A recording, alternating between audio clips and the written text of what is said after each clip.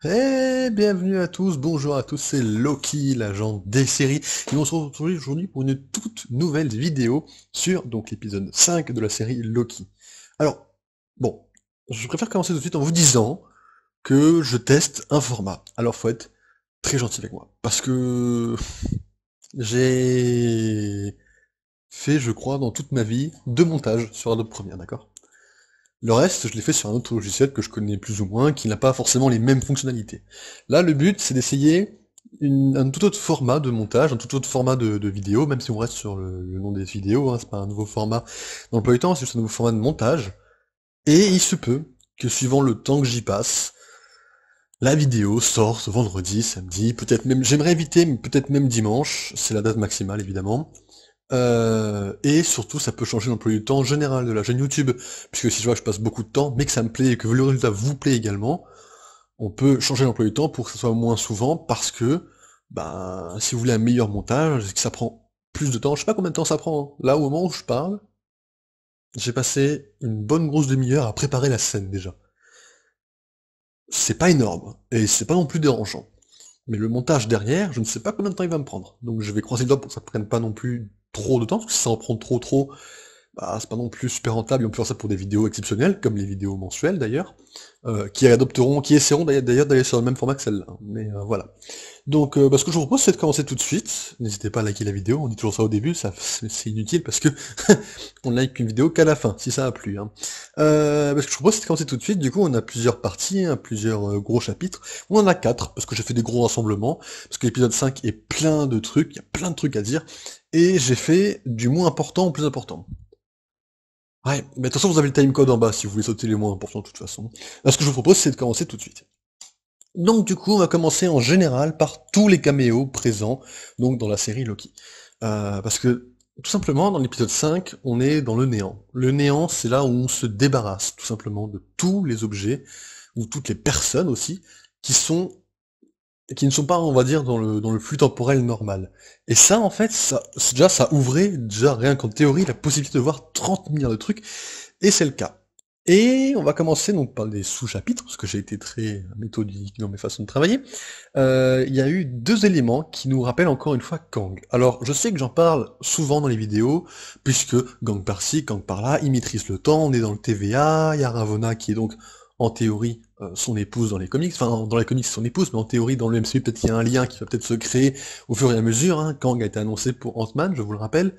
Euh, on a donc 2 éléments qui nous rapprochent donc de Kang. On a tout d'abord la tour Kang. Alors, Kang, pas Kang, c'est important. Kang, c'est une entreprise dans les comics qui est gérée par un alter ego de Kang. Alors, je vais vous expliquer très rapidement pour ceux qui ne connaissent pas du tout les comics. Kang, dans les comics, est un conquérant temporel. Mais ce conquérant temporel, il a plusieurs itérations de lui-même. Je sais plus pourquoi, d'accord? Parce qu'il voyage tellement dans le temps, tout ça. Je sais juste de mémoire qu'il a un espèce de mini-lui qui a travaillé avec les Young Avengers, donc qui est à moitié gentil. On a un pharaon, qui est Kang, et on a, je crois que c'est le père ou le grand-père de Reed Richards, qui est donc Kang. Voilà. Alors, ça devient un peu compliqué quand même, hein, mais voilà. Et donc, du coup, le fameux père ou grand-père de Reed Richards, donc Kang, qui ne s'appelle pas Kang du coup, mais qui est quand même Kang, gère une entreprise qui, dans les comics, a racheté la tour des Avengers. Voilà pourquoi le bâtiment qui a la forme de la tour des Avengers se trouve dans la TVA. Enfin, dans le néant, on va dire. Parce que, ben voilà, dans la continuité, ça devait pas se passer comme ça. Alors on peut supposer plein de choses, mais ça fait un petit clin d'œil à Kang. On peut également parler de Aliot, le fameux ennemi, hein, l'espèce de chien de garde qui protège le fameux méchant secret. Euh, alors dans les comics, il travaille pas avec Kang. C'est plus un ennemi de Kang en fait. En théorie, Aliot, c'est... En fait, disons que vous voyez sur l'image, vous voyez donc celui du MCU, mais en fait dans les comics, il a exactement la même forme. Hein. C'est vraiment une espèce de truc brumeux qui a une forme de chien un peu. Et là, ils en ont fait un chien de garde plutôt qu'un ennemi, parce que sachant que Elliot est censé être un peu plus puissant que Kang. Hein. Là où Kang maîtrise Chronopolis, Elliot a apparemment un territoire bien plus important, bien plus grand, ce qui est impressionnant. Mais voilà. Donc voilà, 2 éléments qui nous rapprochent un peu de Kang en termes de caméo. Mais voilà. Ça, c'est les caméos, on va dire, les plus importants, entre guillemets, c'est Kang est révélé comme ennemi principal, mais ça, on y reviendra dessus, il y a une partie à la fin qui parle du futur, hein, donc de l'épisode 6, Et évidemment, on va en parler ensemble, hein, de ça, à la fin. Il y a une deuxième parcelle, on va dire, qu'on peut appeler donc la parcelle des aliens du MCU. Là, on va simplement avoir 4 éléments. Alors déjà, on a l'hélicoptère de Thanos. Alors, ça peut paraître du troll ou un clin d'œil pour ceux qui ne s'y connaissent pas vraiment. Pour ceux qui ont suivi entre guillemets un peu on va dire des tops qui ont été faits à l'époque de Endgame ou d'Infinity War sur internet, ou ceux qui connaissent les comics d'avant, à l'époque, dans les comics, on va dire des années rigolotes, hein, je vous rappelle une année où Batman avait une batte vache, voilà, euh, Thanos avait un hélicoptère dans les comics. C'est canon, hein. C'est canon aux comics, c'est-à-dire qu'il y a très très très longtemps, avant la guerre de l'Infinity War, Thanos avait un hélicoptère. Et il s'est fait arrêter par des flics. Ouais. Alors, ça peut paraître drôle, hein, mais c'est vrai, hein, c'est réel, hein. Il y a des images de Thanos qui se fait arrêter par deux policiers. Les deux policiers le maintiennent avec des menottes et ils l'emmènent dans une voiture de police pour aller l'amener en commissariat. Bref, voilà. On voit également l'Astre Noir. Alors, pour ceux qui ont vu le MCU il y a très longtemps, qui ne savent pas forcément aux petits détails, l'Astre Noir c'est le vaisseau de Ronan. Ronan, pas Ronan, excusez-moi, Ronan, donc dans les Gardiens de la Galaxie, et qui donc euh, voilà, apparaît ici. Ça peut être pour 30 milliards de raisons. On a également, alors ça c'est plus pour ceux des comics que ceux du MCU, la tête du tribunal vivant qui traîne quelque part. Alors c'est une pierre d'une statue, hein. C'est pas la vraie tête du tribunal vivant. Tribunal vivant, pour ceux qui se disent qu'est-ce que c'est, bah dites-vous que si Thanos, avec les 6 pierres, était en face du tribunal vivant, le tribunal vivant pourrait le regarder, rigoler et transformer les pierres en papillons. Voilà, c'est pas une blague, hein, c'est ça le tribunal vivant, c'est pété. Voilà, et voilà, alors ça c'est le caméo qui, entre guillemets, était le plus obvious. Nous avons eu Trog, qui est donc le crapaud Thor, qui n'avait pas accès à son marteau, qui était dans un petit bocal. Alors, je pensais qu'il aurait eu une apparition plus importante, pour une raison toute conne, hein. Euh, les Lego, les personnages Lego, là, dans les sachets, ont teasé des trucs qui pouvaient potentiellement spoiler les séries. Alors, notamment, le fait que Lady Loki soit avec un crocodile. Crocodile qui a quand même une certaine importance dans la série, on peut se le cacher.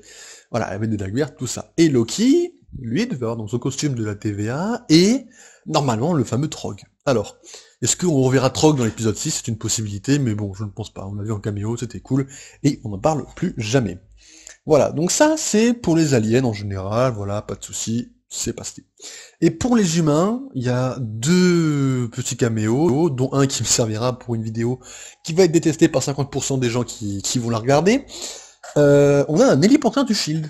Alors, je sais, ça peut juste être un caméo, mais supposons que Disney veuille juste nous rappeler que le Shield a existé et existe peut-être encore.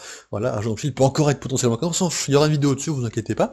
Mais voilà, donc on voit un héliporteur du Shield qui semble être tombé. Alors on aurait dit, au premier abord, j'aurais pensé qu'il y avait un cercle comme un espèce de sigle asgardien, genre le Bifrost qui tombe dessus, c'est un peu bizarre, c'est une possibilité. Et évidemment, alors ça je ne l'avais pas vu, hein, quand j'ai cherché les images que je suis tombé dessus, on a le Sanctum Sanctorum, mes amis, qui est évident dans le néant. Alors, c'est pas non plus une surprise en vrai, parce que c'était New York, hein. Il y a un Sanctum à New York, mais je ne l'avais pas vu, je l'avais cherché, je l'avais pas vu, quand j'ai regardé la série, et voilà. Là, il apparaît en fait, bon il est détruit, hein, comme tout le reste, hein, mais voilà, donc on a bien un Sanctum Sanctorum. Voilà, donc ça c'est pour la partie un peu des caméos, donc fini les humains, et même j'ai envie de dire fini évidemment les caméos. La prochaine partie va concerner la pire personne de toute la série, Ravonna Renslayer. Alors oui, c'est une pétasse, et oui, j'ai parlé d'elle pendant quelques minutes. Déjà, on va se poser une question, déjà, c'est que, bon, bah, déjà, elle savait depuis longtemps que c'était des variants, hein, mais ça, depuis le dernier épisode, on le savait déjà, mais elle sait également pour le néant. Alors, ça me fait penser qu'elle est extrêmement débile. Parce que quand les gardes arrivent avec leurs bâtons qui envoient dans le néant, mais Ravonna, Loki est dans le néant. Tu sais bien que Sylvie, elle veut retrouver Loki. De la menace de quoi? De retrouver Loki? Mais t'es un peu débile. Enfin, bref, ça c'est tout ce que je pense. Euh, voilà, bref. Donc elle savait pour le néant, et j'ai envie de dire, dans quel contexte elle le sait. Est-ce qu'elle le sait parce elle est montée en grade, parce qu'elle est juge, dans ce cas-là, tous les juges pourraient le savoir, ou est-ce qu'elle le sait pour d'autres raisons? Par contre, là où ça m'a surpris, c'est qu'elle a pas l'air de savoir qui a créé la TVA. Alors, ça, déjà, c'est enfin, j'ai envie de dire par rapport à sa trahison, par rapport à Sylvie, enfin, il y a beaucoup de trucs qui sont un peu plus moins cohérents ou pas, je trouve, mais du coup, la TVA a été créée par quelqu'un. Alors du coup, je pense la fameuse personne qui habite dans la maison, j'ai 3 théories dont on parlera en fin de vidéo, mais voilà, donc elle ne le sait pas.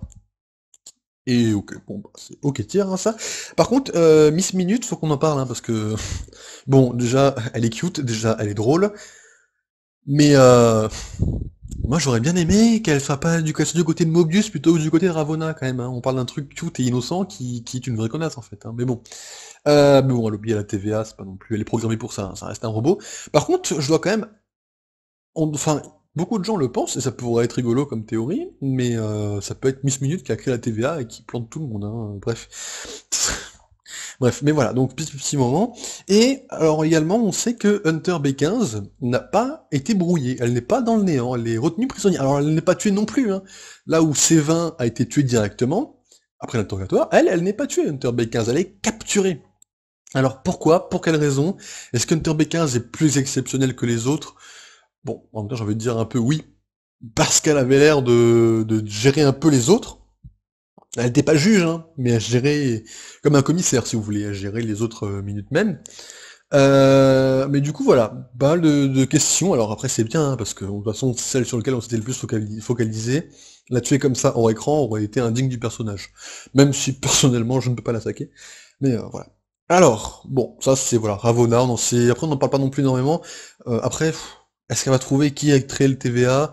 Je pense qu'il y aura un espèce de tweet de tweet plop où elle servira à quelque chose Ravonna, mais de très loin, quoi. Je pense que ça va finir par une alliance Ravonna-Mobius un peu forcée d'un côté, je pense.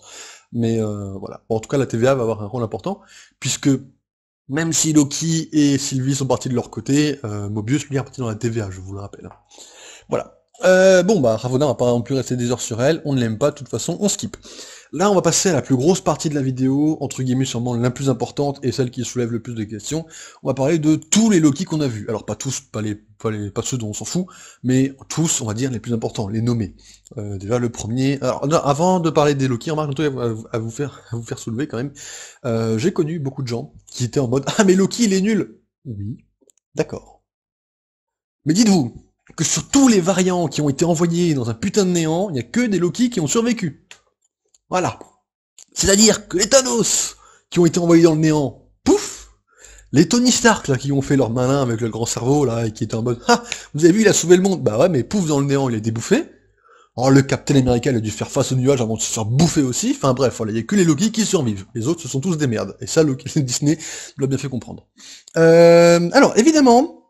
Faut qu'on parle déjà du premier, donc de Kid Loki. Kid Loki qui soulève quand même quelques questions au-delà de sa tête à claque que j'ai trouvé déjà depuis le dernier épisode. Alors déjà, il a tué Thor. Ce qui n'est pas si débile. Faut dire que Loki contre Thor, à l'époque actuelle, c'est plus compliqué. Hein. Là, on a un Thor qui est quand même maître de son pouvoir, qui maîtrise la foudre dans ses marteaux, qui a Stormbreaker. On parle d'un Thor un peu plus compliqué. Par contre, à l'âge où il était arrogant et stupide, enfin, il est toujours arrogant et stupide, mais là où il était encore plus arrogant et encore plus stupide, ça me semble pas si débile que, en effet, Loki ait pu trouver un point faible. Donc c'est pas si débile. Par contre, est-ce qu'on peut parler de l'endroit où il dit qu'il est maître des lieux, majesté, tout ça? Enfin, ok, Loki cherche un trône. Ok. Mais bon, frère, je cherche un trône qui n'est pas New York dévasté, où il y a plus personne, tu t'emmerdes. Enfin, bon, voilà, bref. Bon, après, il fait ce qu'il peut, hein, vous allez me dire. Par contre, j'aimerais juste qu'on revienne sur un petit moment qui est drôle, quand même, hein, parce que c'est quand même important, je trouve. Alors, je vais juste vous montrer une petite vidéo, qui est donc évidemment une vidéo qui est drôle. Je vais vous laisser vous en profiter tout de suite.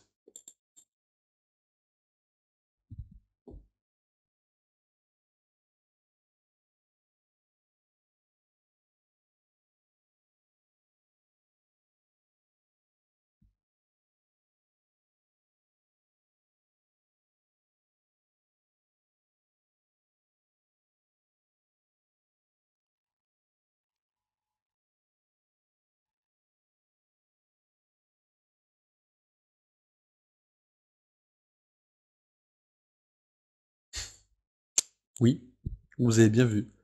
Le Kid Loki a jeté le crocodile, il a fait à l'aide avec le crocodile. C'est-à-dire que vous voyez le troisième volet de Thor, là où Thor il dit à Loki, venez, on fait à l'aide.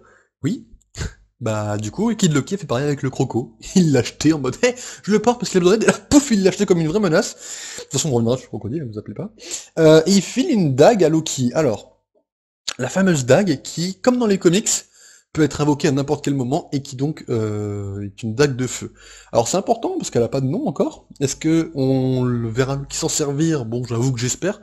J'aimerais bien qu'elle devienne un peu son arme à lui, un peu comme Mjolnir à Thor. Mais voilà, donc c'est important de voir qu'il a récupéré une dague de feu, qui est donc, en théorie dans les comics, c'est une dague qui, juste, elle touche Thor, elle le brûle. Bon, je sais pas si on en est là, mais c'est déjà pas mal quand même comme truc. Voilà, donc c'est important. Et surtout, bah en fait, il devient quoi le Kid Loki? Parce que l'autre Loki, là, le Loki, on va dire le boss de l'épisode, revient pour aller aider sauver tout le monde, mais le Kid Loki et Croco, il est parti. Donc où est-ce qu'ils sont partis? Qu'est-ce qu'ils font? Qu'est-ce qu'ils sont devenus? Alors, on peut dire qu'il est juste revenu et qu'il redirige normalement le reste du bordel qu'a été le président Loki, mais je sais pas, ça me semble un peu bizarre, voilà, est-ce qu'on le reverra? Est-ce que ça va donner? J'ai hâte de voir un peu la suite, donc le Kid Loki en suspens pour ce qu'il est resté.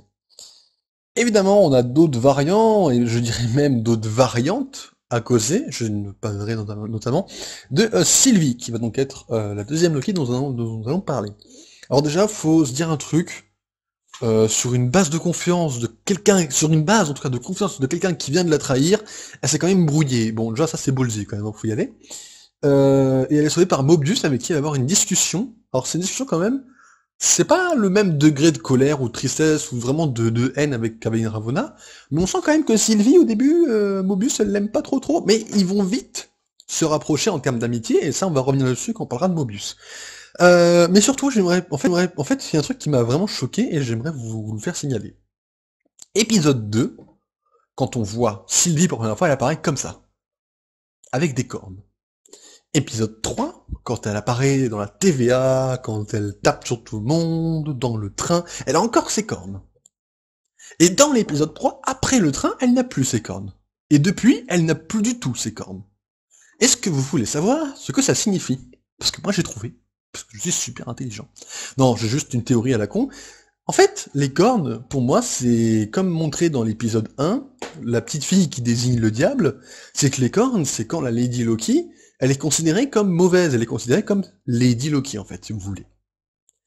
Dans le train, c'est là où ils vont commencer à se faire confiance. Je vous rappelle que au tout début, quand Sylvie elle baille, Loki dit tu peux te reposer, elle dit non non, je dors pas à côté des gens non fiables. Au final, elle finit par dormir à côté de lui quand même. Donc c'est une prise de confiance déjà. Ensuite, il va chanter, bon il était bourré, mais il va chanter pour elle.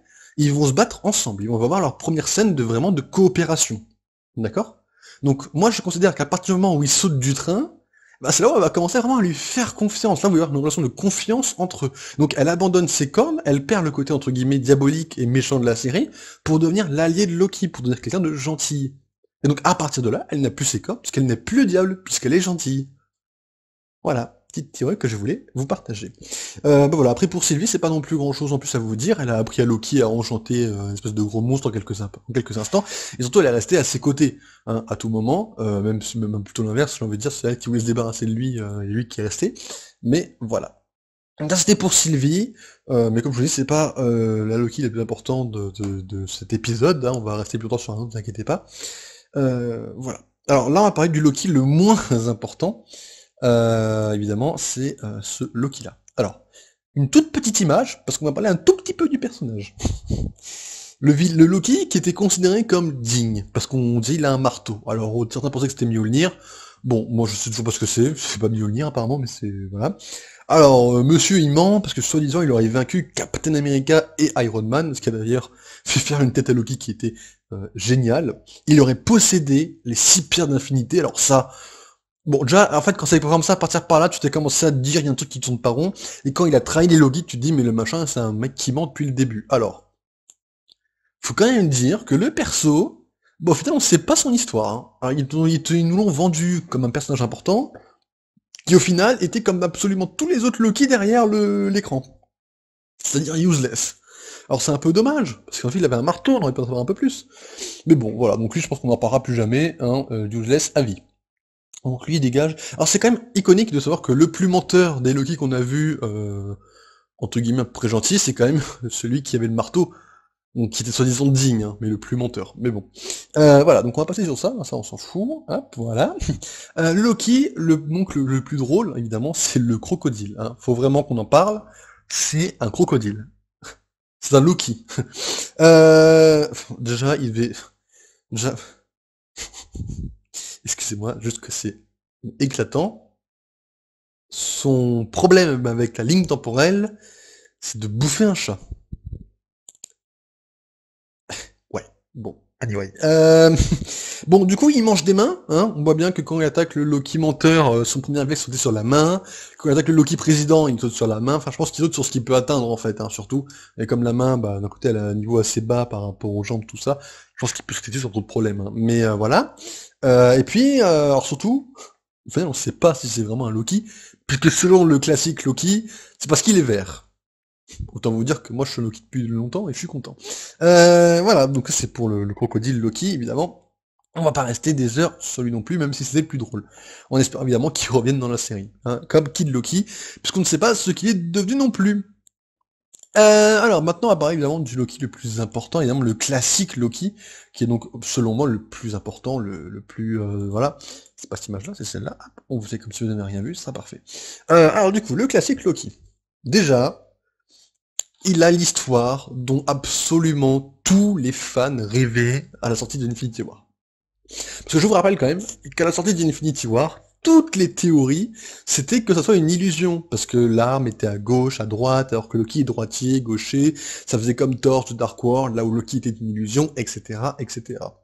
Alors ce qui est un peu bizarre quand même, c'est qu'il y a quand même des gens qui, à la sortie de l'épisode, se sont demandé si en effet le Loki du MCU pouvait potentiellement avoir fait la même chose, ce que je peux vous confirmer que non, puisque le MCU étant la ligne entre guillemets fiable, la ligne directe et la ligne réelle, et on voit bien qu'à la fin du dossier que regarde Loki, il y a bien écrit End of the File, c'est-à-dire que c'est la fin du dossier, il n'y a pas autre chose, on n'est pas sur une continuité comme le variant.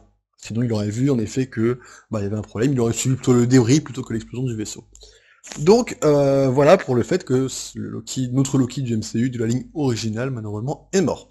Mais voilà, donc ce Loki là quand même est c'est un véritable dieu magicien, parce que c'est quand même, il a quand même réussi à berner Thanos. Thanos, le titan fou, hein. Dans le MCU c'est un putain de monstre hein, par rapport aux autres, donc quand même. Et il a un petit plus, alors on peut supposer que après des années, parce que là on est quand même à un point où des dieux qui ont 1500 ans au moment du MCU ont vécu encore plus longtemps, on peut supposer des milliers d'années, il a dit qu'il a vécu très très longtemps, on sait pas combien de temps, vraiment la série nous laisse un problème avec le temps, puisqu'on ne sait pas l'âge de Sylvie, on ne sait pas combien de temps le classique Loki a passé après Infinity War, on sait qu'il a dû passer du temps, et donc il a appris des nouveaux tours, comme faire des portails. Chose que notre Loki, que ça soit celui de la série ou du MCU, ne sait pas faire. Hein. Alors, après c'est un petit portail, il a pas changé de planète ou quoi, mais il a quand même fait un portail, c'est ce qui est important. D'ailleurs, on peut dire que c'est Mobius qui, quand il va dire, ouais, parce que ils ont une discussion autour du feu, le classique Loki lui dit, alors vous avez battu toute votre vie pour le TVA, plus de quelques siècles, hein, on le sait, puisque Sylvie a bien dit qu'elle a remonté à des souvenirs de ses vins de quelques siècles, donc ils sont quand même battus pour le TVA depuis quelques siècles, quand même, ce qui est pas rien. Et vous allez vous retourner contre lui, et Mobius dit qu'il n'y a pas de moment pour changer. Là où le Loki va se dire, ah ouais, et il va venir les aider. Alors, je vous ai préparé un petit PowerPoint, petit diapo plutôt, pour vous montrer pendant un instant avec un petit fond de musique triste, le classique Loki tout de suite.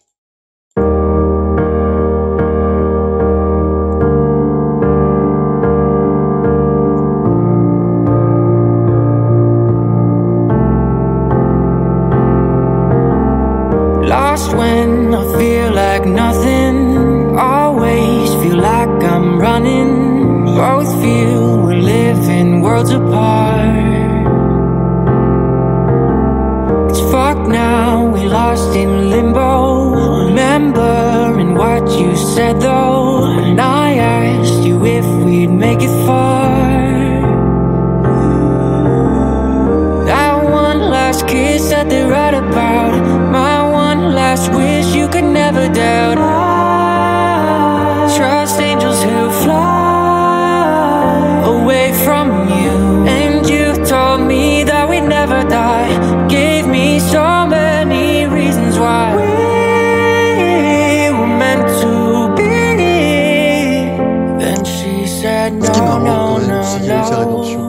là où en effet, ça on verra sur la vidéo de la semaine prochaine, Loki s'est littéralement sacrifié pour Thor. On ne sait pas vraiment ce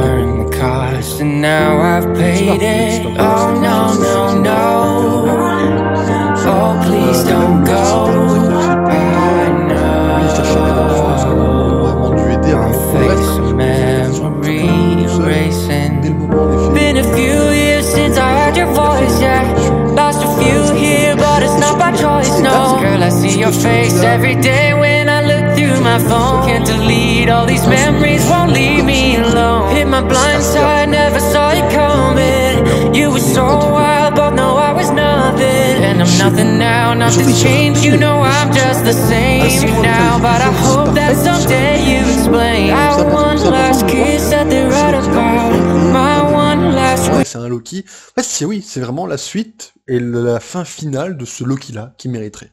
Donc de mourir pour sauver, entre guillemets, des gentils, tout en mourant, entre guillemets, chez lui, en faisant le bien. Voilà, c'est tout ce que j'ai à dire sur lui. Enfin, c'est déjà quand même beaucoup, en vrai. C'est quand même un Loki assez exceptionnel. Le prochain Loki, tout de suite, ça vous tente? Je suis sûr que ça vous tente. Faites pas semblant. Allez, le Loki président. Bon, alors déjà, sachez que j'avais pas folle envie que ça soit un autre Loki, mais j'y pensais de plus en plus. Et ça va me servir pour la théorie finale. Mais bon, c'est un autre Loki qui a une voix différente, une voix un peu plus grave, une voix qui est un peu plus charismatique, pas se le cacher, puisque il doit avoir un côté charismatique pour contrôler tous les autres pendant quelques temps, parce que là, tout le monde le trahit, mais depuis quelques temps, quand même, il roule sur les autres Loki, je pense. Mais il faut quand même qu'on voie un peu ce qui se passe sur ce Loki-là, puisque déjà, il fait équipe avec le fameux druide Loki, donc qu'on voit déjà dans l'épisode 2. Et puis, Jay perd sa main, Captain Crochet-like, par un crocodile en plus, et il crie de façon exceptionnelle, parce que pour ceux qui ont écouté en VF, comme moi, bon c'est cool, mais écoutez-le en VO, parce que c'est quand même Tom Hiddleston qui crie, hein. Et c'est la même tonalité à peu près, donc il y a des trucs qui se ressemblent, mais voilà. Faudra qu'on reparle de ce Loki-là. Alors je vais pas m'étaler dessus pour l'instant, on viendra dessus sur la fin, mais retenez que le Loki président, faudra en reparler, retenez bien. On passe maintenant à un autre Loki, donc évidemment à nous, donc Loki de la TVA, mesdames et messieurs, qui est donc évidemment le meilleur Loki, Loki supérieur. Hein. Alors faut déjà quand même remarquer quelques trucs, là on va parler plutôt après la fameuse discussion avec tous les Loki. Bon déjà c'est le plus perdu d'entre eux, c'est celui qui manifeste le moins ses pouvoirs quand même, parce que là où le Loki quand même maîtrise déjà une espèce de dague un peu bizarre, une dague un peu à lui, Loki n'en a jamais eu, là où l'autre Loki menteur porte un marteau, on n'a jamais vu trop chez Loki, et là où l'autre Loki fait des portails, maîtrise une télékinésie, a des illusions au point de berner Thanos, ce Loki-là cache un peu plus ses pouvoirs. Pour quelle raison? Vous inquiétez pas, je vous en parlerai dans la vidéo de la semaine prochaine. Mais pour l'instant, voilà. Donc, du coup, ce Loki-là, on va plutôt parler du coup, donc une fois que tout le monde est rassemblé, premier réflexe, quand il voit Sylvie, il court après. D'accord. Moi, je vais rester sur la théorie que Loki aime Sylvie d'amour, hein. Pas fraternel ou quoi, mais d'amour, d'amour, quoi, voilà. Et surtout, là on voit, bon déjà le coup de la couette, prévisible et mignon, mais surtout on voit que il veut avoir confiance en elle, et il veut que elle ait confiance en lui, surtout. Ça se voit dans cet épisode, c'est cool. Par contre, faut qu'on parle d'un parallèle, mais pas entre elle et lui, mais entre Mobius et Loki. Épisode 1, dans l'ascenseur, Mobius lui tend la main, il ne la serre pas, il le regarde de façon s'il a envie de le tuer. Cet épisode-là, il le serre toujours pas la main, mais il le prend dans ses bras. On a une évolution de relation dans cet épisode qui est flagrante, mais surtout qui est amusante et qui est surtout bien faite. On a quand même eu 5 épisodes, bon, on va dire 4 parce qu'il y en a un où Mobius n'est pas apparu du tout. On a eu quand même plusieurs épisodes pour manifester cette relation, et c'est cool. Parce que franchement, on nous a vendu le duo Mobius-Loki comme meilleur, entre guillemets, meilleur duo du MCU. Pour l'instant, ça en prend bien la route. Après, entre guillemets, on n'a pas eu vraiment d'autres duos qui peuvent entre guillemets, les concurrencer.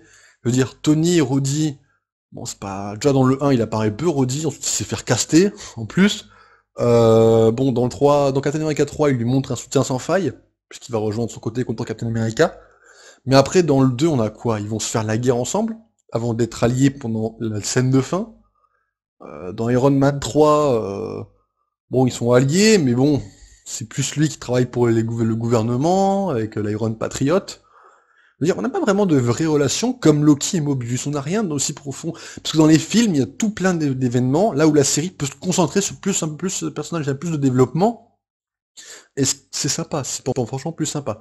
On a également, bon, on peut comparer un peu Sam et Bucky, parce que Steve et Sam, ou Steve et Bucky, bah déjà Steve et Bucky, bon, on aurait pu, il y a Captain America 1, mais là encore une fois, il y a des trucs qui trompent, puisque Bucky n'apparaît pas pendant tout le film, il met du temps à comprendre qu'il est le capitaine, après il tombe d'un train. Dans le 2, on a un début entre Steve et Sam qui va se bloquer dans le 3. Alors là, Steve et Sam, c'est pas trop mal, on avance un peu, mais c'est pareil. Cap, après, on va vite s'en débarrasser, puisque dans on a Infinity War. On sait qu'ils ont passé 2 ans ensemble, avec la Veuve Noire, qui est d'ailleurs expliqué dans le film. Ça, c'est pareil, il y aura une vidéo sur le film, ça sera dans longtemps, plus longtemps déjà. Mais c'est pareil, Sam après il est éclipsé, et quand il revient, bah Steve après il part, et il vieillit, entre guillemets, on pense qu'il meurt. Bon. Après du coup on peut prendre Bucky et Sam, on a eu une série sur eux, les relations ont pu s'établir, s'approfondir, mais c'est pareil, on n'est pas sur un truc encore trop approfondi. Le premier épisode ils se sont même pas ensemble, le deuxième ils se font un peu la gueule, mais déjà dans le deuxième c'est déjà vraiment plus drôle. Mais voilà, donc c'est la seule qui prend entre guillemets les concurrences, puisque, voilà. Mais c'est pour ça que Mobius Loki c'est vraiment un truc à part, c'est plus approfondi, c'est mieux, et surtout ça marque plus les esprits, puisque c'est drôle et triste en même temps, et surtout voilà, on a eu à un moment donné, quand Mobius il meurt, la première réaction des gens a sûrement été de vraiment d'avoir un, je pense pour la majorité en tout cas, un moment de tristesse. Là où Sam et Bucky, on n'a pas eu de vrai moment de tristesse, qu'aucun des deux n'était considéré comme mort à un moment donné, si vous voulez. Donc voilà. Voilà pourquoi c'est sûrement le meilleur duo, parce qu'en fait ils n'ont pas non plus énormément de duos pour les concurrencer. On va passer du coup au dernier Loki, et là vous allez me prendre pour un fou cinglé, mais j'ai des preuves à vous donner. Oui, oui, c'est un Mobius. Et alors? Pour moi c'est un Loki. Bon, en fait, je vais vous expliquer. C'est pas pour moi c'est un Loki, j'ai des théories et pas mal de trucs qui vont dans le sens de ça peut être un Loki. Alors est-ce que j'ai envie que ça soit un Loki? Oui et non. Il y a des avantages, il y a des inconvénients, il y a un peu des deux. Mais ça peut être un Loki, et pourquoi ça? Parce que, déjà, regardez ceci. Bon, jusqu'à là, vous allez me dire, ok, c'est un peu flou, ok, pas de souci. Regardez ceci. Ok, ok. Ceci, ceci, et ceci. Ah, alors excusez-moi, hein, mais les 5, ce sont les mêmes. Alors vous allez me dire, oui, mais Loki, ce sont que des yeux. Oui, ce sont que des yeux. C'est pas ma seule preuve. Laissez-moi finir. Donc ils ont les yeux. Le Mobius a les yeux d'un Loki. Déjà, pour commencer, petit 1. Petit 2, Mobius a une attirance assez naturelle envers les Loki. Je m'explique. Épisode 1, quand même, déjà il le sauve. Alors vous allez me dire, oui, mais c'est pour capturer l'autre Loki. Oui, mais non, pas que. Hein, parce que tu vois bien qu'ils sont quand même vite amis. Ça même dans l'épisode 2, hein. Épisode 2, quand même, Mobius met entre guillemets, sa vie, parce que Ravonna le menace quand même avec l'Iran du temps. Donc il met sa vie en jeu pour Loki. Il le sauve et tout. Au moment du Roxcart, là, du grand magasin, il veut le garder auprès de lui, tout ça. Il y a une attirance entre Mobius et Loki qui est naturelle. Même dans l'épisode 4, même là où il veut pas l'écouter, il veut pas le croire, il a perdu toute confiance en lui, il l'écoute, il doute à cause de lui. Après, il fait confiance, après il va le chercher, tout ça, enfin je veux dire, même à la fin ils sont un câlin d'amitié, ils sont amis, ils se parlent tout le temps, voilà. Là vous allez me dire, ouais mais pas grand chose. Oui. Vous vous rappelez la scène dans la voiture? Là où Sylvie et Mobius sont pas spécialement amis au début, hein? On rappelle qu'à la fin de l'épisode, il dit bien que elle, c'est sa préférée. Ouais, bon, donc du coup, pour moi, il y a vraiment, entre Mobius et les Loki en général, une attirance qui peut rappeler, en fait, le narcissisme d'un Loki, en fait, en quelque sorte, si vous voulez. Donc, il y a ça. Ensuite, il y a le fait de survivre. C'est-à-dire que dans le néant, il y a que les Loki qui survivent. Et Mobius a survécu. Déjà ça en plus. Et ensuite, est-ce que vous vous rappelez cette scène? Oui, bah ça c'est la scène où Loki dit à Mobius, je vais mettre le feu à cet endroit. Et cette scène, ouais, cette scène c'est l'épisode 1 où Sylvie, donc encore en capuche, hein, bah elle lâche une lanterne et elle fout le feu à tous les Meatman, elle met le feu au TVA. Et Mobius, quand il part à la TVA, dans cet épisode, il dit quoi? Il dit je vais mettre feu au TVA. Alors oui, ça peut être une référence juste à sa discussion avec Loki. C'est d'ailleurs sûrement le cas. Mais ça peut aussi dire qu'il a la même méthode qu'un Loki, puisque c'est un Loki. Voilà, bref, il y a quelques preuves du coup qui font que Mobius est peut-être un variant Loki, qui sait. Ou c'est juste un variant useless, mais bon. Ça peut être aussi un variant Loki. Donc voilà donc qui conclut notre discussion donc sur Mobius, et même en général sur les Loki, puisque cette partie-là du coup sur tous les Loki en général est donc terminée. On va donc passer maintenant aux théories. Donc là ce sont des trucs qui ne sont pas sûrs, donc les théories sur le méchant. Alors oui, on va éviter trop les théories. En fait, le truc c'est que la série peut tellement avoir d'improbabilité que la suite, je n'ai même pas vraiment de vraies théories sur qu'est-ce qui va se passer à la TVA, qu'est-ce qui va se passer dans la maison, et comment la série va finir. Enfin, j'ai une théorie, mais je la donnerai à toute fin, parce que ça peut être une théorie qui peut être un peu bizarre, mais bon. On va parler des méchants. Déjà, premier méchant, et qui m'a surpris que le nom sorte, c'est le Docteur Fatalis. J'avoue que j'aurais jamais pensé à introduire Fatalis dans la série Loki, et c'est une des raisons pour lesquelles il peut être le méchant, puisque personne n'y a pensé, ou très peu de gens. Et là, on y a pensé, puisque cette maison, qu'on a vu à la fin, rappelle le château Fatalis à certains. Alors, Fatalis voyage dans le temps, et c'est vrai que son côté dictateur et royal lui donnerait en fait, et puis surtout son côté mécanique, en fait, avoir les gardiens du temps en robot, ça peut être son genre, ça peut coller, c'est pas un problème. Hein. Ça serait original, ça serait pas non plus le plus bizarre, et ça pourrait surprendre, parce qu'en effet, les gens ne pensent pas à Fatalis. Et le fait qu'il y ait tant de liens avec Kang pourrait rappeler, donc du coup, je vous rappelle quand même que Fatalis et Kang ont également un lien de parenté, bon, bien plus loin que Reed Richards, mais ils ont un lien de parenté quand même.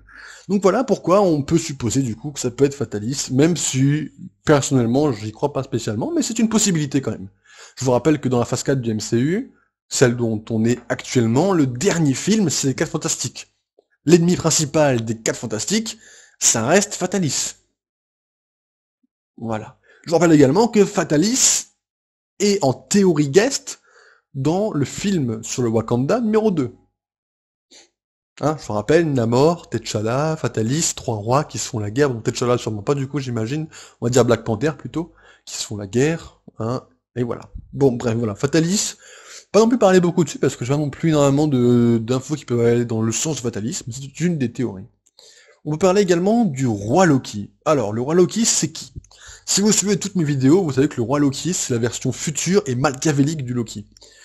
Dans la bande-annonce, je vous rappelle qu'il y a un Loki qu'on n'a pas encore vu, c'est le Loki qui est sur le trône d'Asgard. Donc un roi, donc le roi Loki. On a également une scène où Loki est en costume de Loki de 2012 face à un miroir qui semble être dans la tour des Avengers. Et là, j'ai envie de vous dire, le Loki, notre Loki de la série ne change jamais de costume, n'est-ce pas? Je veux dire, depuis l'épisode 1 à l'épisode actuel, il a soit le costume du prisonnier, soit le costume du TVA avec la veste de la TVA, soit le costume du TVA sans la veste, juste en t-shirt blanc. Il n'est pas le Loki président, donc il n'a pas changé de costume. Qu'est-ce qui nous dit que le Loki qui a changé de costume, ben c'est pas notre Loki qui a changé de costume, c'est un autre Loki. Eh, ça se trouve, ce Loki-là, c'est notre Loki méchant qui a créé la TVA. Le fait que Loki soit, que un Loki, du moins, soit à la tête de la TVA n'est pas non plus débile. Et ça expliquerait aussi pas mal de choses. Mais, ça reste juste une possibilité. Après, en choix, j'ai vu dans des interviews d'acteurs et de réalisateurs que la série Loki n'était inspirée d'aucun comic. C'est très original. Loki a eu un seul lien avec la TVA dans les comics et ça n'a rien à voir avec ce qu'on a là. Donc c'est vrai que ça tient pas. Mais, théoriquement, si c'était le cas, le croisement entre Loki et le roi Loki a déjà été vu dans les comics. Donc ça peut également casser un peu cette théorie. Ça reste à voir, c'est à vérifier, et on sera sûrement surpris, je pense, de le mélange dans tous les cas. Et puis, bah, également, hein, ah oui, alors juste, avant de changer, oui, je suis comme ça. En fait, si je vous ai pas parlé du Loki président, en fait, vous savez que dans la bande-annonce, des fois, les gens retouchent les choses pour pas qu'on soit spoilé. Hein, comme l'œil de Thor, qui dans les bandes annonces n'a jamais été montré, pour pas être spoilé. Qui nous dit que là, ce Loki-là, un Loki aussi royal, n'est pas un Loki président. Tout le monde s'est foutu de sa gueule. Ça reste quand même un Loki qui est président, qui est censé être badass, je vous le rappelle. Alors c'est peut-être faux, hein, ça peut être très bidon ce que je dis, mais n'oubliez pas que Loki président, c'est un Loki badass, un Loki qui a réussi, un Loki qui est quand même président, qui a régné sur les autres, je vous le rappelle. Ils se trahissent tous à la fin, certes, il se fait dévorer la main de façon stupide, certes, mais il a quand même régné avant ça. Ça, c'est important de le préciser. Qui nous dit que ce Loki-là n'a pas été mis là en mode « Ah, foutez-vous bien de sa gueule » pour que dans l'épisode d'après, ce soit révélé comme le gros méchant, en fait. Et qu'en effet, ce soit le roi d'Asgard. Un roi, parce que je vous rappelle quand même que, bon, la pose de Loki avec les mains grandes ouvertes, c'est son signe. On le voit dans toutes les séries. Mais qui nous dit en effet qu'il, voilà, il n'y a pas un lien entre les deux. que ce soit dans la posture, ou même dans la coupe de cheveux, ou dans plein d'autres trucs. Voilà. Après, ça peut aussi être la fin de la série en mode Loki finit roi d'Asgard, puisque, qui sait. Mais bon, voilà, ça reste à voir tout ça. Et donc du coup, dernier méchant qui reste le plus prévisible si c'était le cas, ça reste évidemment Kang. On en parle depuis le début, il est utilisé pour les prochains films, il y a des liens partout avec lui, et justement, qui sait, peut-être que trop de liens pour nous mettre sur un faux truc, ça peut arriver aussi. Donc en fait, voilà. Après, ça peut aussi être un autre méchant dont on n'a pas forcément idée, mais Kang peut également être le gros méchant. Je vous rappelle quand même que ça reste un conquérant temporel. Et je vous rappelle, donc la théorie, c'est que potentiellement, soit avant le néant, soit juste après, mais je pense plus à juste avant quand même.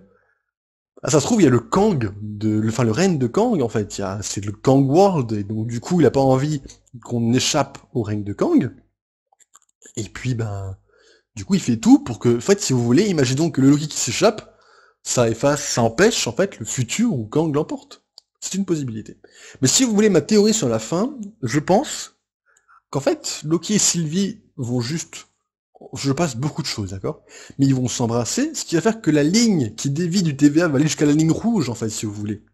Parce que leur relation est un nexus. Mais c'est surtout le plus gros nexus, hein. Ça a surpris quand même Mobius et Hunter Beckins, qui travaillent depuis des siècles dans la TVA, je vous le rappelle, hein. Donc c'est le plus gros nexus. Donc il va aller très vite. Il suffit juste d'un rapprochement pour que ça atteigne la ligne rouge. Et la ligne rouge, elle est teasée quand même depuis l'épisode 1. Je vous le rappelle, la fameuse ligne rouge où une ligne ne doit pas dépasser. Sinon c'est la merde. Je vous rappelle également que le Doctor Strange, c'est le bordel dans le multiverse. Alors, en effet, à tout moment, la TVA, ou en tout cas les Loki, vont casser la ligne temporelle pour casser la TVA.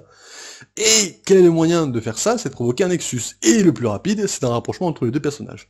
Voilà pourquoi c'est une des possibilités sur la fin. Voilà. Bon. Après, ça reste un épisode quand même qui était très sympa. On a vu beaucoup de choses. On a vu même énormément de choses, même le plus de choses possibles. Ça, c'était cool. Mais voilà. Donc du coup, évidemment, l'épisode 6 est attendu avec impatience. Et ça clôturera également la semaine Loki. Je vous rappelle qu'on a quand même eu 6 semaines consécutives de Loki. Bon, moi ça me saoule pas. Parce que je suis un grand fan. Mais vous, ça vous saoule peut-être. Donc on passera à autre chose. Il y aura quand même encore une semaine spéciale encore après, mais pas une de Loki. Hein. Mais après la fin de Loki, on aura encore une semaine spéciale sur un autre personnage. Bon, vous pouvez déjà le deviner, j'imagine, mais je tiens quand même à le préciser. Et voilà. Mais écoutez, ce que je propose, c'est qu'on se retrouve... Alors du coup, on se retrouve demain sur la chaîne principale. Enfin, potentiellement demain. Je dis demain parce que je pense que demain, je n'aurai pas le temps de travailler... Enfin, demain, littéralement pour moi, je n'aurai pas le temps de travailler sur tout le montage. Parce que je vais sûrement en chier. Donc je prépare que la vidéo sorte samedi. Donc du coup, dimanche, on va faire simple, dimanche, donc peut-être demain, je l'espère pas demain, sortira donc sur ma chaîne principale du coup une vidéo, évidemment. La semaine prochaine, on aura un meilleur planning, puisque je me serai pris à l'avance pour avancer mes vidéos, et on clôturera évidemment la semaine Loki, d'une façon qui ravira quelques personnes, puisque j'ai prévu un truc très spécial, qu'il faut que j'organise. Je n'ai encore pas la personne, évidemment je suis à la bourre, mais ça sera prévu, organisé, filmé et peut-être monté si j'ai le courage. Voilà, donc je vais espérer, et puis du coup on se retrouve du coup la semaine prochaine pour parler donc sur cette chaîne donc de l'épisode 6, pour parler de quelque chose par rapport à Loki évidemment, et je crois aussi pour une critique de comics encore sur Loki, donc je trouverai lequel évidemment, et voilà. Donc n'hésitez pas à liker la vidéo si ça vous a plu, à vous abonner pour être au courant avec la petite